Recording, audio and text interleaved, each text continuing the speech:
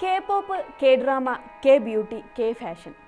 ഇന്ന് ലോകം മുഴുവൻ കൊറിയൻ വേവ് ആഞ്ഞടിക്കുകയാണ്.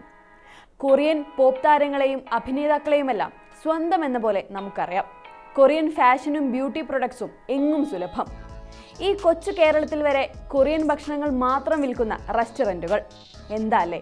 എന്നാൽ എങ്ങനെയാണ് ലോകത്താകെ അലയടിക്കുന്ന ഈ കൊറിയൻ തരംഗം അഥവാ ഹാല്യു വേവ് ഉണ്ടായത്? ഒരു കാലത്ത് കൊറിയ പോലും സ്വപ്നം കണ്ടിട്ടില്ലാത്ത ഈ വളർച്ച എങ്ങനെയുണ്ടായി പറയാം.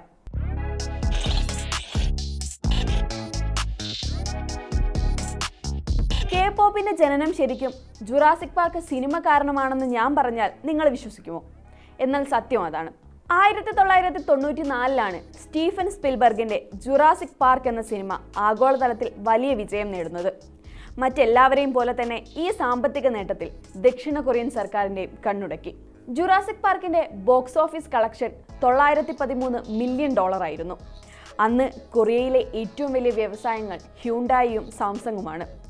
ജുറാസിക് പാർക്കിന്റെ വിജയത്തെക്കുറിച്ച് മനസ്സിലാക്കിയ ദക്ഷിണ കൊറിയൻ പ്രസിഡന്റ് കിം യങ് സാമിന്റെ ഉപദേഷ്ടാക്കൾ അദ്ദേഹത്തോട് ഇങ്ങനെ പറഞ്ഞു: സർ, നമ്മുടെ ഏറ്റവും വലിയ കയറ്റുമതി ഉൽപ്പന്നങ്ങളിൽ ഒന്നായ 1.5 ദശലക്ഷം ഹ്യുണ്ടായി കാറുകൾ വിറ്റാൽ കിട്ടുന്ന ലാഭത്തേക്കാൾ കൂടുതലാണ് ജുറാസിക് പാർക്ക് എന്ന ഒറ്റ സിനിമ നേടിയത്. ഇത് കേട്ട് അദ്ദേഹം ഞെട്ടിപ്പോയെന്നാണ് റിപ്പോർട്ടുകൾ പറയുന്നത്. എന്തുകൊണ്ട് തങ്ങളുടെ കൾച്ചറും ഇത്തരത്തിൽ പ്രൊമോട്ട് ചെയ്തുകൂടാ എന്ന് അദ്ദേഹം ചിന്തിച്ചു. ആ നിമിഷം മുതൽ കൊറിയൻ കൾച്ചറിനെ വെറും കലയായി മാത്രമല്ല ഒരു വ്യവസായമായി കാണാമെന്നവർ തീരുമാനിക്കുകയാണ്. അവിടെ നിന്നാണ് ഇന്ന് ലോകം കൈവെള്ളയിലാക്കിയ ഈ ഹാല്യു തരംഗം ഉണ്ടാകുന്നത്.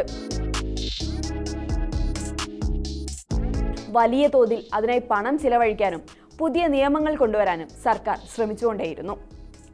സർക്കാരിനെ പോലെ തന്നെ പ്രൈവറ്റ് സെക്ടറുകളും ഈ അവസരം കണ്ടിരുന്നു.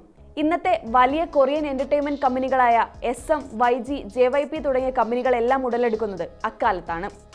1992 സിയോ താജി ആൻഡ് ബോയ്സ് എന്ന ഗ്രൂപ്പ് അരങ്ങേറ്റം കുറിച്ചതോടെ ഇന്ന് നമ്മൾ കാണുന്ന രൂപത്തിലുള്ള കെ പോപ്പ് ആരംഭിക്കുന്നു.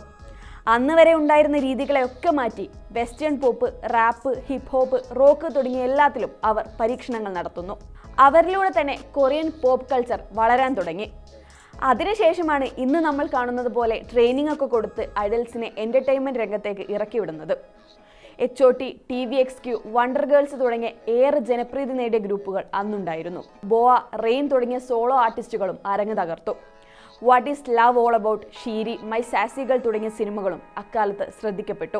കൊറിയയുടെ അന്താരാഷ്ട്ര പ്രതിച്ഛായയും സമ്പദ് വ്യവസ്ഥയും മെച്ചപ്പെടുത്തുന്നതിനുള്ള ഒരു മാർഗമായി കണ്ട് ഒരു സോഫ്റ്റ് പവർ എന്ന നിലയിൽ സർക്കാർ ഈ സാംസ്കാരിക വളർച്ചയെ പിന്തുണച്ചു. ഒരുപാട് പുതിയ ഗായകരും ഗ്രൂപ്പുകളും വന്നു.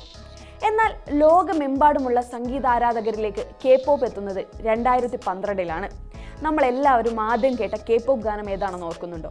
അതെ, ഓപ്പൺ ഗംഗ്നം സ്റ്റൈലാണ്. ലോകമെമ്പാടും ഒരു സെൻസേഷനായി മാറിയ ഗാനമായിരുന്നു സൈ എന്ന ഗായകന്റെ ഓപ്പൺ ഗംഗ്നം സ്റ്റൈൽ.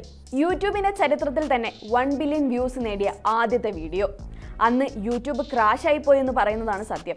അത്രയും അധികം കാഴ്ചക്കാരെ ഉൾക്കൊള്ളാൻ യൂട്യൂബിൽ സെറ്റിംഗ്സ് ഉണ്ടായിരുന്നില്ല. ഗംഗ്നം സ്റ്റൈൽ റിലീസിന് ശേഷം യൂട്യൂബ് തങ്ങളുടെ സെറ്റിംഗ്സ് തന്നെ മാറ്റുകയായിരുന്നു. പിന്നാലെ തന്നെ ആഗോളതലത്തിൽ കെ പോപ്പ് തങ്ങളുടെ സ്ഥാനം ഉറപ്പിച്ചു. പക്ഷേ ഇന്ന് കാണുന്ന രീതിയിലേക്ക് കെ പോപ്പിനെ മാറ്റിയെടുത്തതിൽ BTS, ബ്ലാക്ക് പിങ്ക് പോലുള്ള ബാൻഡുകൾക്കും വലിയ പങ്കുണ്ട്. ഇന്ന് ലോകത്തിൻ്റെ ഏത് കോണിൽ ചെന്നാലും ഈ ആർട്ടിസ്റ്റുകൾക്കെല്ലാം ആരാധകരുമുണ്ട്. അന്താരാഷ്ട്ര തലത്തിൽ ആ തരത്തിലുള്ളൊരു വിജയം ഈ ഗ്രൂപ്പുകൾ ഉണ്ടാക്കി. സംഗീത ലോകത്തെ പല മ്യൂസിക് ചാർട്ടുകളും ഇന്ന് അടക്കി ഭരിക്കുന്നത് കൊറിയയിൽ നിന്നുള്ള ബാൻഡുകളാണ്. പാരസൈറ്റ് പോലുള്ള സിനിമകളും സ്ക്വിഡ് ഗെയിം പോലുള്ള ഡ്രാമകളും ഈ വേവിനെ എങ്ങനെ സ്വാധീനിച്ചുവെന്ന് പ്രത്യേകം പറയേണ്ടതില്ലല്ലോ.